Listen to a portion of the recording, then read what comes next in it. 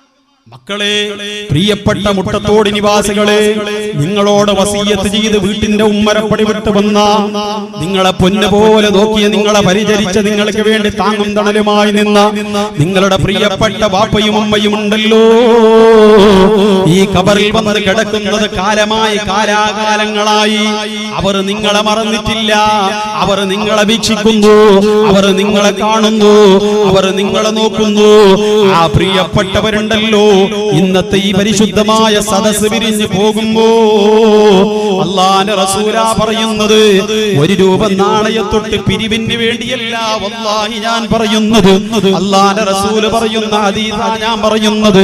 എന്റെ പ്രിയപ്പെട്ടവരെ, അവർക്ക് വേണ്ടി ദുആ ചെയ്യുമ്പോ ആമീൻ പറയാതെ വിട്ടുപിരിയുമ്പോ, എന്റെ പ്രിയപ്പെട്ടവരെ, അവർക്ക് വേണ്ടി ദുആ ചെയ്യാതെ സ്വതഖ ചെയ്യാതെ എന്തെങ്കിലും ഒന്നവർക്ക് വേണ്ടി അവരുടെ ഖബറിന്റെ തണലിന് വേണ്ടി നമ്മൾ ചെയ്യാതെ പിരിയുമ്പോ, ആ മാതാപിതാക്കൾ ഖബറിൽ കടന്ന് പറയുന്നവര് കാര്യമുണ്ടെന്നറിയോ? തമുറു അഖാബി ജംബാതി ഖബരി കഅന്നഖാരിബി ലം യരിഫൂനി. അല്ലാഹുവേ, പടച്ചവനേ, ഈ പള്ളി പരിസരത്തിലൂടെ നീ വിട്ടുപിരിയുമ്പോ, ഈ പരിശുദ്ധ പരിസരത്തിലൂടെ നീ കടന്നു നീങ്ങുമ്പോ, നിന്റെ വാപ്പയും അമ്മയും പറയുകയാണ്, എന്റെ പ്രിയപ്പെട്ട മക്കളെ, എന്റെ പ്രിയപ്പെട്ട പൊന്നുമോരെ, പൊന്നുമോളെ, എന്നെ പരിചയമില്ലടാ, ഞാൻ നിന്റെ ഉമ്മയാണടാ, നിന്റെ വാപ്പയാണടാ. ഈ ആരുടെ മണ്ണിൽ ഞാൻ കിടക്കുകയാ. ദബുൽ മീറാസി യഖ്തസിമൂന മാലി വമാ യഅലൂന അൻജഅദു ദുയൂനി. എത്ര സ്വത്തുക്കളാണ് നിന്റെ കയ്യിലുള്ളത്, എത്ര സമ്പാദ്യങ്ങളാണ് കയ്യിലുള്ളത്, എത്ര ആഡംബരങ്ങളാ നിന്റെ കയ്യിലുള്ളത്. 2 നിലയുള്ള വീടില്ലേ, നല്ല കച്ചവടമില്ലേ, നല്ല ബിസിനസ് ഇല്ലേ, ഉണ്ടായിട്ടും ഇല്ല എന്ന് പറയുന്നവല്ലോ. നിന്റെ മക്കളുടെയും നിന്റെ ഭാര്യയുടെയും നിന്റെ കൂട്ടുകുടുംബത്തിന്റെയും വിഷയത്തില് എന്ത് പരസ്പര പരാതികളും പ്രൈവങ്ങളും പ്രയാസങ്ങളും വന്നാൽ ഒരുപാട് ചെലവഴിക്കാനും നിന്റെ കയ്യിൽ സമ്പത്തുണ്ട്, സമ്പാദ്യങ്ങളുണ്ട്. മോനെ, ഞാനും നിന്റെ വാപ്പയും ഇവിടെ ഒറ്റപ്പെട്ട് കിടക്കുകയാ. മറന്നോ മോനെ? വമായലൂന അൻജഅദു ദുയൂനി വഖദ് അഖദു സിയാമഹും വഅശൂ ഫയാലല്ലാഹു അസ്റഉ മാ നസൂനി. എത്ര വസിയത്ത് ചെയ്തിട്ട് വന്ന ഞാൻ ഇത്ര പെട്ടെന്ന് നീ മറക്കുമെന്ന് ഞാൻ വിചാരിച്ചില്ല. ഇത് നേരാ, നാളെ പോ, അപ്പൊ അറിയൂ നിനക്ക് സംഭവം കളവാ. നേരാ എടക്ക് മണ്ണൂറിലേക്ക്. അല്ലാഹു നമ്മുടെ ബർസഖ് വിശാലമാക്കി തരട്ടെ. നമ്മൾ ചെയ്താൽ നമുക്ക് ചെയ്യാൻ ആളില്ല, നമ്മൾ കൊടുത്താല് നമുക്ക് പിൽക്കാലത്തിൽ നമ്മളെ സഹായിക്കാൻ. അവിടെയല്ലേ രക്ഷപ്പെടേണ്ടത്. ഒന്ന് ആലോചിച്ച് നോക്കിയേ, ആ ലോകത്ത് കിടക്കുമ്പോ ആരുമില്ല, ഒറ്റപ്പെട്ട് കിടക്കണം. കൂട്ടില്ല, കുടുംബമില്ല, ഭാര്യയില്ല, മക്കളില്ല. നമ്മൾക്ക് വേണ്ടി തുണയായി നിൽക്കേണ്ടത് നമ്മുടെ ഭാര്യ മക്കളാണ്. നമ്മൾ ചെയ്താൽ ചെയ്യാൻ ആളുണ്ടാവും. അല്ലാഹു തൗഫീഖ് ചെയ്യട്ടെ. ചുരുക്കി പറയട്ടെ എന്റെ പ്രിയപ്പെട്ടവരെ, അവസാനമായി 3 ഭാര്യമാരും കൈവെടിഞ്ഞപ്പോ കൊട്ടാരത്തിന്റെ ഒരു ഓരത്തിൽ നിന്നൊരു ശബ്ദം കേൾക്കുകയാണ്. മരിക്കാൻ കിടക്കുമ്പോ അല്ലേ, ഭാര്യ എന്തായാലും കൈവെടിയും, മക്കളും കൈവെടിയും. ഈ ശരീരം എന്തായാലും ഒരുമിച്ച് പോകുന്ന ഉറപ്പാണ്. പിന്നെ പൈസ മക്കളുടെ കയ്യിലായി, നമ്മളെ ശ്വാസമടയിലൂടെ പിന്നെ നമ്മളെ കയ്യിലില്ല. നിന്റെ ജീവിതകാലത്ത് നീ ചെയ്യുന്ന 10 രൂപ സദഖയും നീ മരണപ്പെട്ടതിന് ശേഷം ഖബറിൽ കിടക്കുമ്പോ നിന്റെ മോന് പറഞ്ഞു, ഉസ്താദേ, എന്റെ ഉപ്പാനില് 10 ലക്ഷം രൂപ ഉണ്ടായി, അത് ഞാൻ പള്ളിക്ക് തരാം. എന്നാൽ ഈ 10 ലക്ഷം രൂപയേക്കാൾ നീ ഹയാത്തിലിരിക്കുമ്പോ 10 രൂപ കൊടുത്ത സദഖയാണ് ഏറ്റവും വലുത് എന്ന് നബി മുഹമ്മദ് മുസ്തഫ. അല്ലാഹു നമ്മളെ അനുഗ്രഹിക്കട്ടെ. അവസാനിപ്പിക്കാൻ പോവുകയാ എന്റെ പ്രിയപ്പെട്ടവരെ. അല്ലാഹുവിന്റെ പരിശുദ്ധ റസൂല് പറയുകയാണ്, അങ്ങനെ ഈ മനുഷ്യൻ വീട്ടിൽ നിന്ന് വിട പറയുമ്പോ ഭാര്യ കൈവെടിഞ്ഞു, സമ്പത്ത് കൈവെടിഞ്ഞു. അല്ലാഹുവേ, പടച്ചവരെ, നിന്റെ ശരീരവും കൈവെടിയാൻ വേണ്ടി പോകുമ്പോ ആരാരുമില്ലാത്ത മണ്ണറക്കൂടിലേക്ക് നീ സുഖനിദ്രയിലേക്ക് കടന്നു വേകാൻ വേണ്ടി പോകുമ്പോ വിളിക്കുകയാണ്. 3 പേരും കൈവെടിഞ്ഞപ്പോ ഞാൻ വരാം, വിളിക്കാതെ തന്നെ ഞാൻ വരാം, ഖബർ വരെയല്ല ഏതറ്റം വരെ വേണമെങ്കിലും ഞാൻ വരാമെന്ന് പറയുന്ന നിന്റെ പ്രിയപ്പെട്ട 1ാമത്തെ ഭാര്യ ആരാ? അമലുക,